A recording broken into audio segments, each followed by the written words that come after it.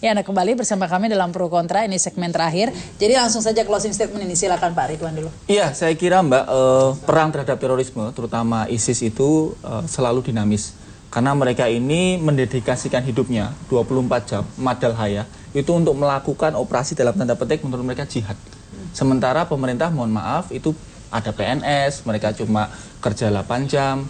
Sehingga tentu pemerintah itu butuh dukungan publik, butuh dukungan masyarakat. Karena itu komunikasi ke publik harus diperbaiki. Saya kira nanti Prof. Henry bisa menyampaikan ke Chief RA, ke Pak Menkominfo, supaya kemudian rangkulah tokoh-tokoh ICT, tokoh-tokoh ormas Islam, aktivis-aktivis Islam, supaya jangan sampai kemudian upaya melawan terorisme dibalik oleh sebuah kelompok cyber politik menyerang pemerintah, mendiskreditkan pemerintah, sehingga kemudian ISIS-nya bahagia. Ini yang dilakukan oleh ISIS di Marawi loh, jangan salah. Mereka 8 bulan sebelum invasi darat, mereka melakukan penggalangan operasi politik seperti ini.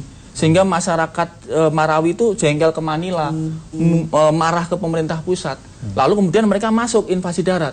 Kan kita nggak mau seperti itu. Nah, ini mungkin menarik sekali nih Pak Henry ya, dukungan publik ini. Karena yang terjadi justru malah menganggap, wah ini teroris ini rekayasa, malah jadi seperti itu. Justru itu, bahwa yang namanya ancaman terorisme terhadap Indonesia itu suatu yang nyata.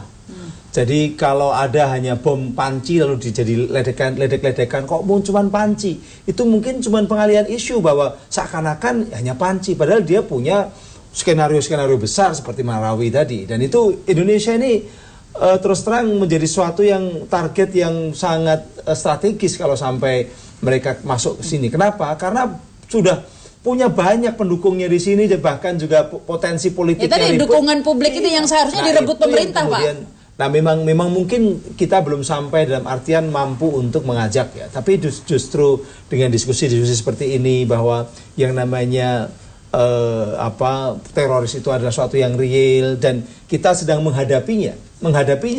Termasuk coba bayangkan anak-anak muda kita mulai dicekoki dengan radikalisme di sosial media. Ada yang awalnya itu dengan Facebook, Twitter, tapi setelah mereka mulai tertarik, kemudian digarap dengan yang namanya Telegram. Telegram itu sudah betul-betul sudah komunikasinya udah masuk ke kelompok-kelompok. Jadi kayak WA group yang ribuan orang tapi di Telegram, dan itu digarap betul.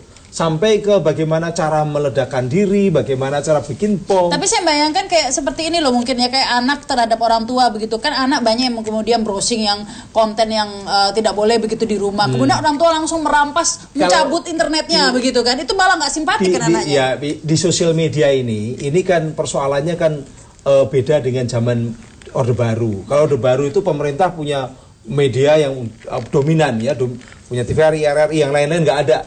Sekarang ini pemerintah itu pemain sama dengan masyarakat biasa. Yang namanya bermain di sosial media mungkin jumlahnya di Kominfo itu yang main di sosial media hanya 7 orang, 8 orang begitu. Menghadapi jutaan orang. Itu sulitnya bukan main. Ini yang jadi masalah. Makanya sementara kita berharap pada TVRI. TVRI itu media publik, bukan lagi medianya pemerintah. RRI, media publik, bukannya media pemerintah. Sebenarnya pemerintah di era digital itu lemah dalam konteks komunikasi. Makanya memang kalau mau untungnya ada yang tadi simpati, relawan dan itu.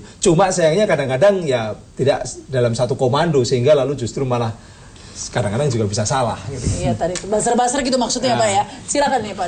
Ya, saya melihatnya begini. Satu, ini kan kaitannya adalah pada tata kelolanya, tata kelola konten, tata kelola blokir atau apapun ya. Dan ini memang perlu disegerakan. Memang tadi artinya PP-nya sudah sedang dibuat dan segala macam. Harapannya adalah ini tidak seperti undang-undang ITE di mana tertutup pembahasan akhirnya. Mudah-mudahan ini banyak bisa melibatkan partisipasi publik, masukan dari publik, sehingga ini kan akan banyak sekali. Ini konten dari luarnya akan banyak sekali. Kita bicara ketahanan, kita bicara kepentingan nasional, itu akan banyak sekali yang harus kita filter.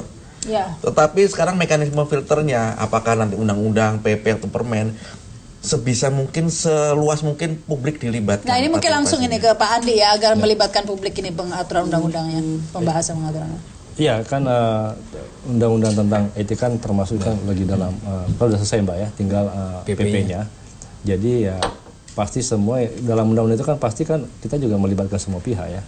Kita membuat undang-undang itu kan juga minta pendapat para para pihak ya, profesor atau dari guru-guru besar maupun dari masyarakat society yang lainnya.